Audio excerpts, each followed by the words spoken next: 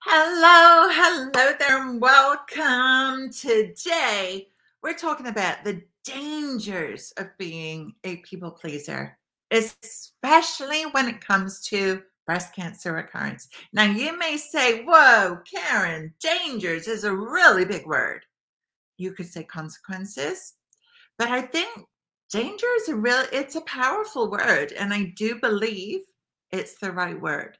So let me know as we go through our show today. Thank you so much for joining me. My name is Karen Del Maestro. I'm your health and transformation coach, breast cancer and BRCA2 thriver, and I want to thank you for joining me here today. I should also say I'm a recovering people pleaser.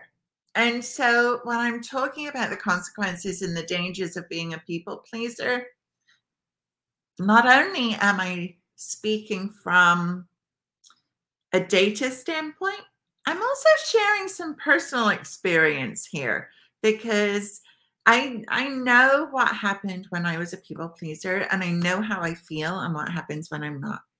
Now, the main thing about being a people pleaser, the main danger, is that you can lose your sense of identity and who you are. And this can feel like you have no clue about what actually makes you happy, about what you want, about what you love to do, about what job you should have, what your dreams are, or what your relationship, how you want your relationship to feel. Right? So these are some things that kind of crop up quite often, right? Now, when we add on a breast cancer diagnosis to our circumstances, all of these feelings are magnified. And you may have noticed that.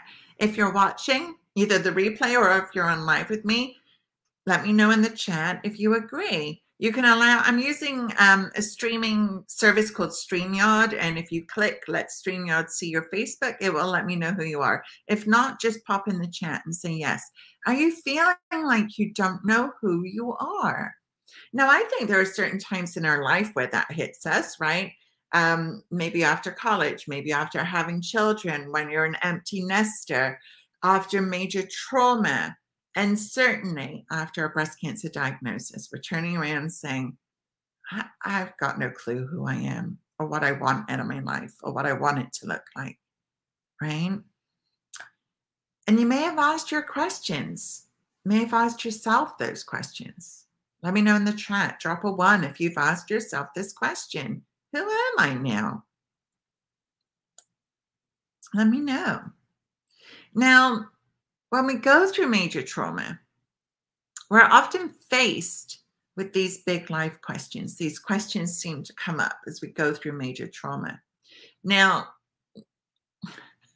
Karen, in her weird way, right? I actually look at this as opportunity knocking. Let me explain why. There's a bit of a story behind this. You see, some of you may know, if you've been in my circle for a while, that in 2013, I was in a life-changing car accident. I lost my job. I was a personal trainer at the time. I have 5 herniated discs. I was a personal trainer, so I lost my job, which meant I couldn't afford my house. I lost my house. A long-term relationship had ended a month or 2 prior to that. And I was in that moment looking at everything had changed, and I didn't have a clue about what to do or where to go. Now, what many of you don't know is that a year prior, almost to the day to that car accident, I almost went blind in both my eyes. And I'm not exaggerating. Apparently, I had this weird virus. I went through tons and tons of testing. My eyes were bright red. They were swollen. They were itchy. And I was misdiagnosed in the hospital as having conjunctivitis. And I listened to my gut that said, Karen, something's not right. And I went to see the eye doctor, and she actually I was in treatment for 6 months, drops that made my eyes blurry, steroids, all kinds of things. But as soon as I could, I put a baseball hat on, sunglasses on, and I went back to work, pushing myself. I didn't realize at the time how serious it was. And it was 6 months later that the doctor said to me, Karen, you were this close to going blind in both your eyes. It was so serious. But did I listen? No. I kept pushing and pushing and pushing. I went back to that hamster wheel of life, doing things the way I'd always done it, taking care of everybody else, not really focusing on me, feeling guilty if I did.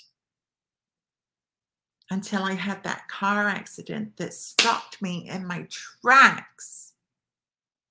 There was no possible way I could go back to what I was doing. That car accident took care of that.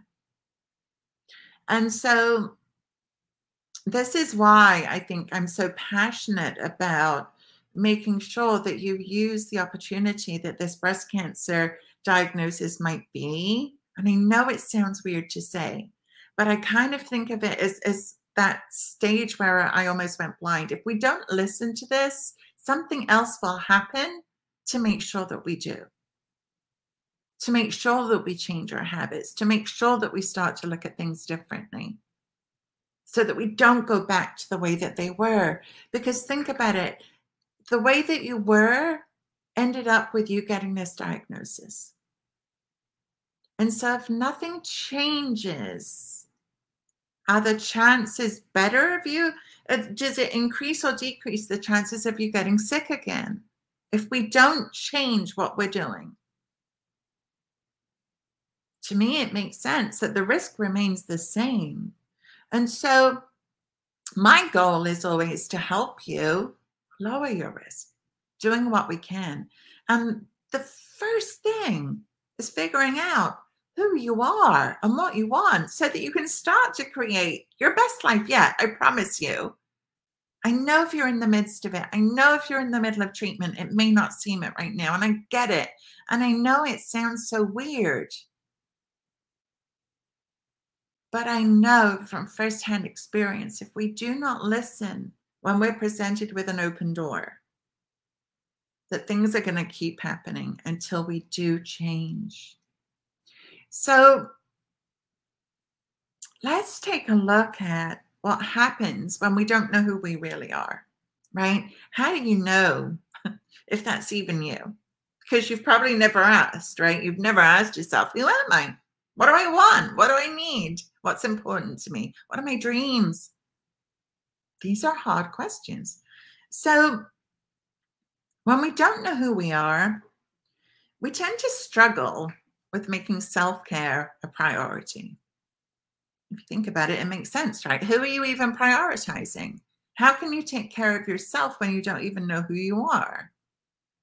Kind of makes sense, right? Yeah, for sure. We tend to neglect our own needs and focus on everybody else. This was me, baseball hat, glasses, back at the gym, working with my clients when I couldn't see. I look back now and I'm just like, oh my gosh, Karen, what were you doing? Now, I invite you here as I'm going through these, and I've got a few of these ways for you to tell if you don't know who you really are. As I'm going through it, it's really important to not come from a place of judgment. Right? I invite you to come from a place of observation, just observing, just noticing, just having an awareness versus being hard on yourself. I don't want you to be hard on yourself. You don't need to be hard on yourself. I used to do that too, and it really sucked. So another way of knowing if you don't know who you really are is if you think about food and foregoing what you really want to eat, what you know you want to eat, if you want to be healthier, if you want to lower your risk, because nobody else in the house is on board, and you just say, oh, screw it. It's just easier to make what everybody else wants. And drop a 2 in the chat if you can relate to that. Let me know. Right? Where we want to eat something, but nobody else is on board and they're all making a fuss about it. And so we forgo what we want. When we know who we are, we don't do that. Yeah, exactly. But when we know who we are, we do not do that because we're able to say, I know who I am, I know what I want, and I matter enough to get there, irregardless of what anybody else is doing. Now, people assume that because I'm a health coach and because I eat well and everything else, that my husband does exactly the same. For the most part, yeah. For most of our meals, yes. But I'm gluten-free. I have been for 12 years. For the most part, when we're cooking dinner, it's gluten-free. But he has gluten in the house. He still drinks Diet Sprite. Bugs the crap out of me. He still puts Splenda in his coffee. Bugs the crap out of me. He knows that they are not healthy. But I cannot make those decisions for him. They're not my battles to fight. And so often we're like, but they're not doing it. So what? We don't get to control what anybody else wants or does. All we get to control is ourselves. So when we prioritize ourselves, when we know who we are, when we know who we're fighting for, when we know what our dreams are, and why we're here and what we're doing this for, it makes all the difference in the world. We'll start to eat healthier because we know why. Not just because we're on a diet or because somebody said. It's so much deeper than that. It's one of the things that we talk about a lot in my group coaching program, Thrivership School. In fact, we spent 3 months, the first 3 months is spent discovering who you are. Now, what else? Now, this is another big one that I hear all the time, right? If you have a phone call that you have to take care of or some paperwork you have to do, but you know that you want to go work out or you know you want to go for that walk, what do? You take care of the other things first, right? And you put yourself to the bottom of the list, and then you're tired or you're worn out or something else comes up. And you don't go for the walk or you don't go to the gym. And then you beat yourself up because you didn't do it. Again, when we know who we are, we know why we want these things. We know that we're worthy and valid of these things, deserving of feeling good, deserving of taking care of ourselves. Then we do these things much, much, much easier. We can find it hard to make decisions. You may find that you procrastinate a lot. And that's because when we don't know who we are, we doubt. We have a lot of self-doubt. And so we don't trust in ourselves to make the right decision, or we may look to others to validate our decisions. But it's because we don't know who we are. When we know who we are, we know it in our gut. Those decisions, those big things become easier. It's amazing how it affects everything in our life. You may feel like you're the one who's constantly dropping everything to save the day, whether it's with the kids or a significant other or friends or family, but you're always the one that drops everything and saves the day. You may feel that you pull away from relationships. You go inside because you don't want to share your feelings because you don't want to hurt anybody else's feelings. That's common when we don't know who we really are. And you may feel like friendships are very one-sided, like you're the one that keeps giving and giving and giving. And it hurts when nobody's asking how you're doing, especially after treatment has ended. Right? Drop a 3 if you can relate to that. It's very, very common. So those are some of the things that you may notice if you don't really know who you are yet. Now, like I said, this is just from a place of observation. I don't want you to beat yourself up. We all come to this at different points in time. My wake-up call was my car accident. I didn't listen to Almost Going Blind. Mind-blowing, I know, but that's how much of a people pleaser I was. It took my car accident. It took me reaching out to a life coach to get support to figure out what my life looked like. It took me working with a therapist and going through a lot of PTSD for trauma and what have you. And then I started to understand who I really was, what I wanted, what my purpose in life was, which, by the way, is to be here and serve all of you. You're your own worst enemy. You always have been. Yes.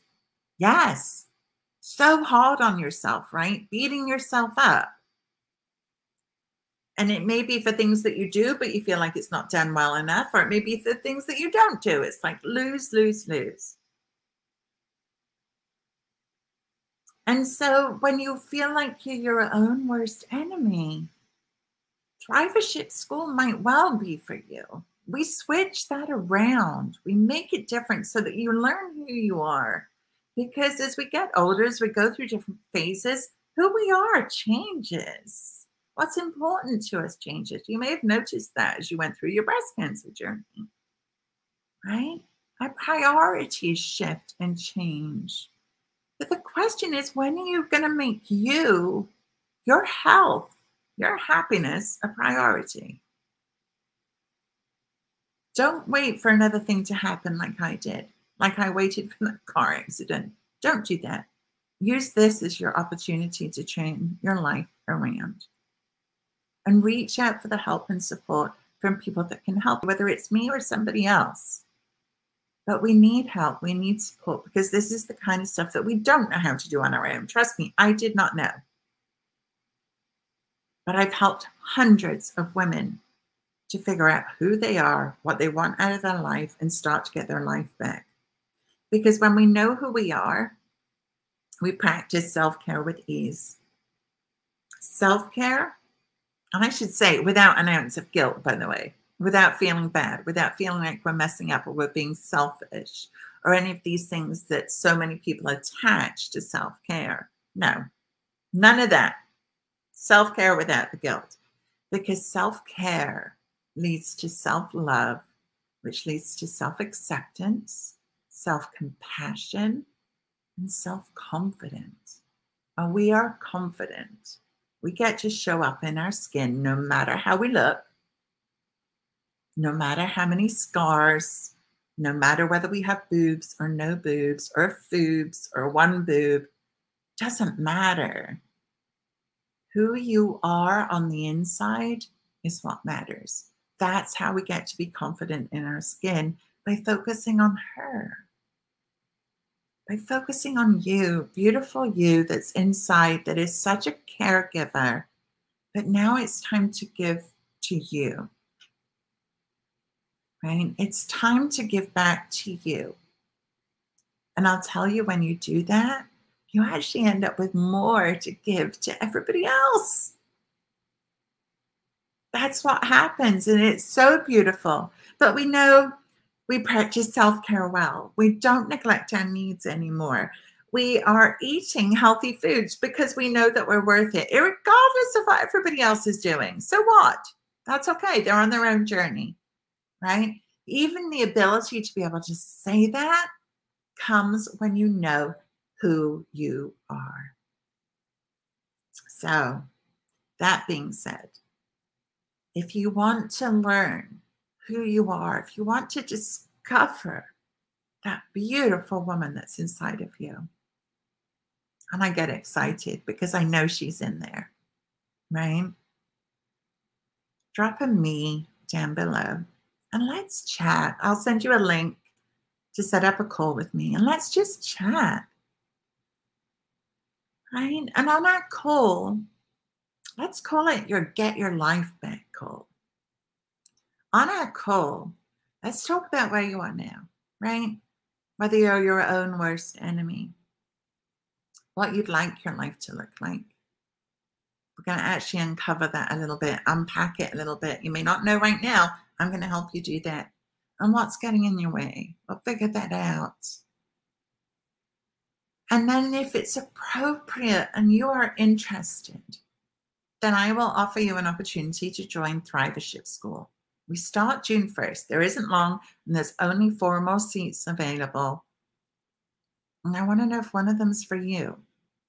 Like I said, we spend the first 3 months figuring out who you are. Imagine in 3 months' time, you could have that big question answered. Not only that, but what you want out of your life and how to get there in the first 3 months. So like I said, if this is you, feel free to send me a message or just say me down below, and I'll send you a private message with a link to book a Get Your Life Back call with me. That call is 45 minutes and it's free. When was the last time that you had 45 minutes of free coaching from somebody that has walked this path, both as a people pleaser and as a breast cancer survivor? You don't get that opportunity too often these days, but I care about you. And I don't want you to be stuck a year from now in this same place, waiting for that truck to hit you from behind, which is what happened to me, waiting for the next thing to happen. I don't want that for you. I want you to turn your life around. I want you to start living the life that you fought for. And I want it to be the best life that you've ever had. And I know that that's possible, but I know that something has to change to get you there. That kind of makes sense, right? If we change nothing, then nothing changes. So we have to change something. We have to make a decision, just like you did when you said, I'm going to fight for my life. You made that decision. And so I'm asking, are you going to make the decision to decide to figure out who you are, who you really are in your heart, in your soul, so that everybody else around you has that opportunity to meet this incredible human being? I want it, but I can't do it for you. I can guide you. I can give you the proven path. But it starts by dropping me below. And then I'll send you the link for us to have a free chat. Okay? Don't put your life on hold. We only get to go around once in this body, as far as I'm aware. And my philosophy is that we all deserve to be happy as we're going around. So I want that for you. I hope you want that for you. I want you to stop being your own worst enemy. I want you to find a voice of compassion and kindness, the one that you would use with your best friend. And I want you to use it for you. And I can help you do that. I've done it. I've helped hundreds of other women do it. And so I know I can help you with it too. Okay? So if you want to stop being that people pleaser, if you want to discover who you really are, your own identity, excluding everybody else, because you may have wife, partner, mom, career woman, aunt, whatever.